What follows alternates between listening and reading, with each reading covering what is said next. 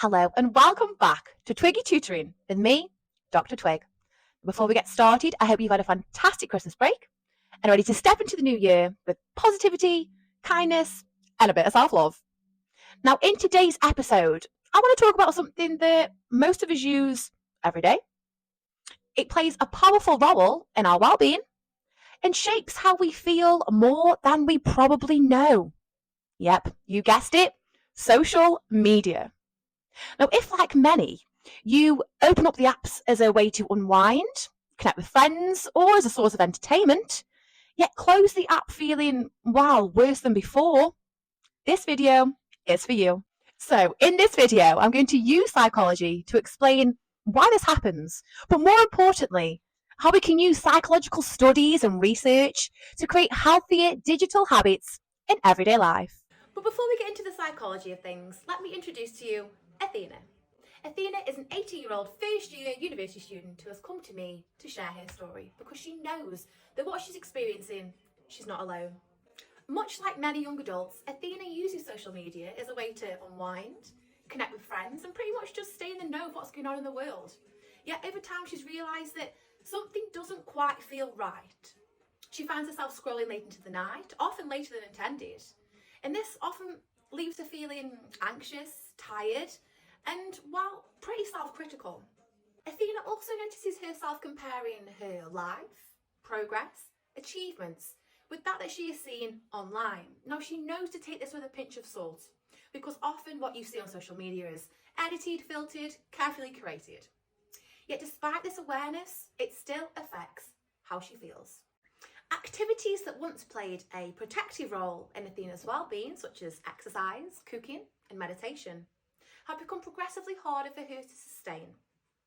Athena often reports a digital sense of obligation characterised by FOMO, or fear of missing out, which ultimately leads her to passively scroll, or as we know in this day and age, doom scroll. Athena's experience reflects challenges that many young adults face, especially during big life transitions, such as starting university. By understanding Athena's experience through psychology, we can begin to understand why these patterns develop, and more importantly, how they can be changed in supportive and realistic ways. So now that we've met Athena, let's look at how psychology helps us to understand what's going on beneath the surface.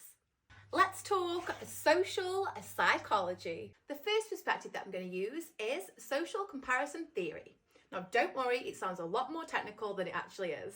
In simple terms, social comparison theory suggests that we understand ourselves by comparing to other people. We compare how we look, where we are in life, and where we think we measure up.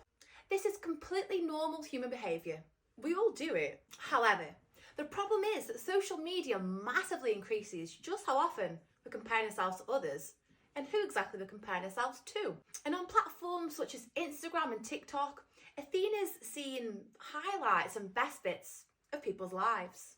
When Athena compares herself to these idealised versions of other people, psychologists call this upward comparison, comparing yourself to people who seem better off.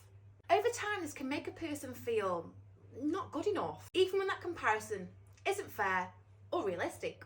For Athena, this helps to explain why scrolling leaves her feeling worse about herself than more connected. Now, what's important to understand here is this isn't just about what Athena is seeing, but also what she feels expected to do online.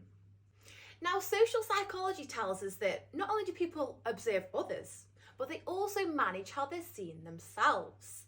This is called self-presentation, the way we shape our image to fit in or gain approval. For Athena, this can mean feeling pressured to post certain photos, act a particular way online, or check repeatedly for responses from other people.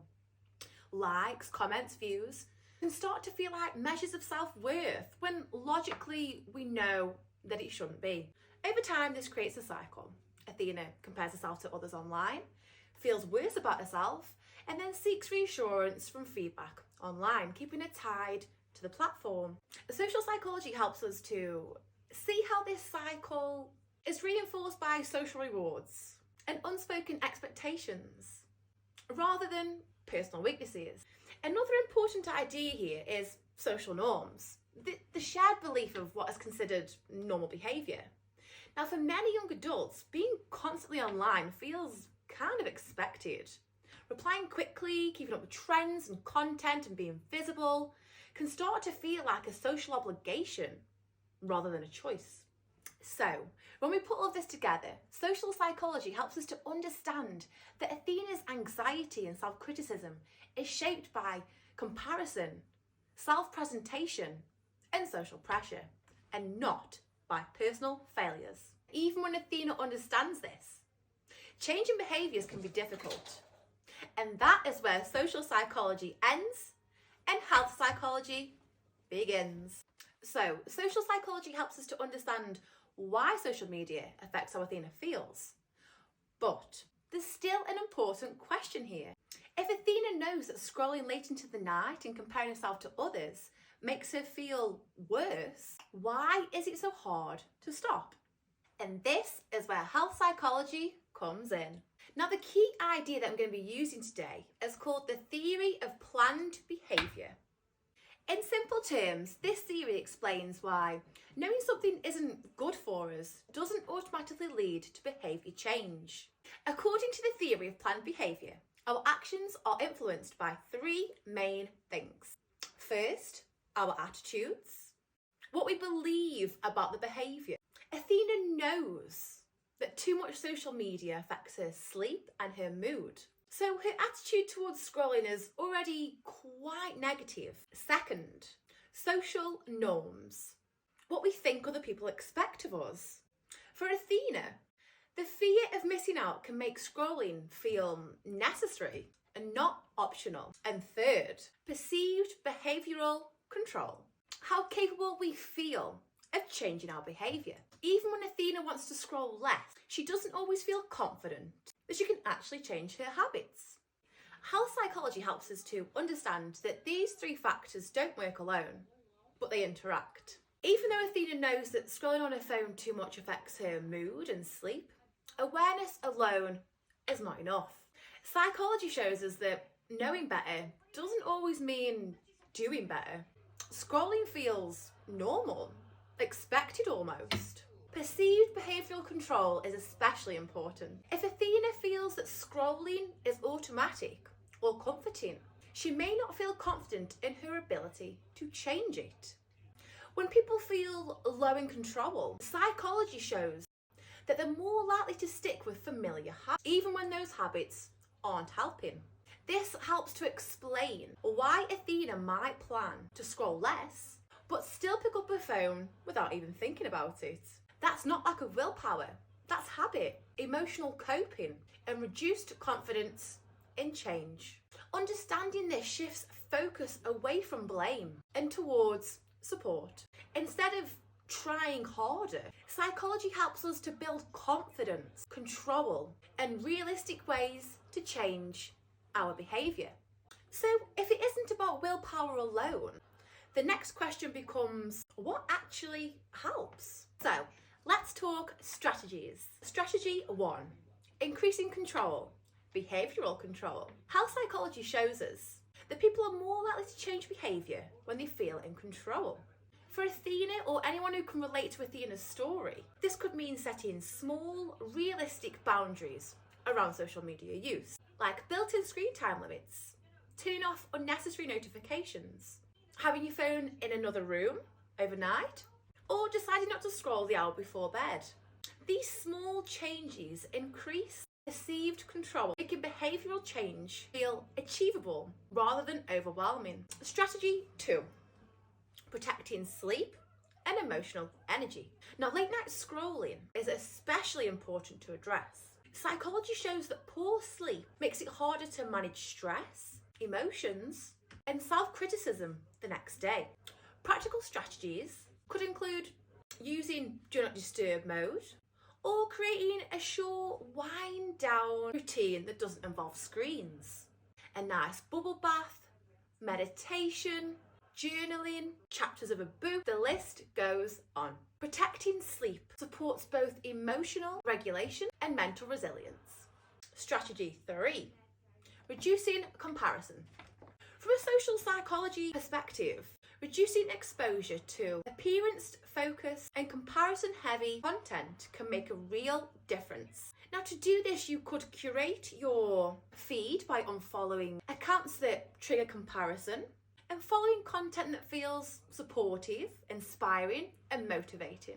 This doesn't mean avoiding social media altogether. It means using it more intentionally. Strategy 4, replacing, not removing. Psychology also tells us that it's easier to replace habits than remove them completely. Instead of scrolling to cope with stress, Athena could experiment with short alternatives like mindfulness apps, breathing exercises, journaling, or messaging a trusted friend. These strategies offer the same sense of pause or comfort without the emotional cost. Now, what's important here is these strategies don't ask Athena to be perfect. They're about increasing awareness, building confidence, and supporting healthier choices, one small step at a time. By applying psychology this way, we can move away from blame and towards understanding, compassion, and practical support. So, if you can relate to Athena's story, I want you to know that you are not alone. Struggling with social media doesn't mean that you're weak or lacking self-control. It means you're human, living in a digital world that constantly asks for your attention. Psychology helps us to understand these experiences without blame. It shows us that small, realistic changes can help with well-being, increase confidence, and help us feel more in control of our digital lives. Athena's story reminds us that social media doesn't have to be all or nothing. With awareness, support, and compassion, it can be something that we use rather than something that uses us. Thank you so much for tuning in, and as always, stay blessed.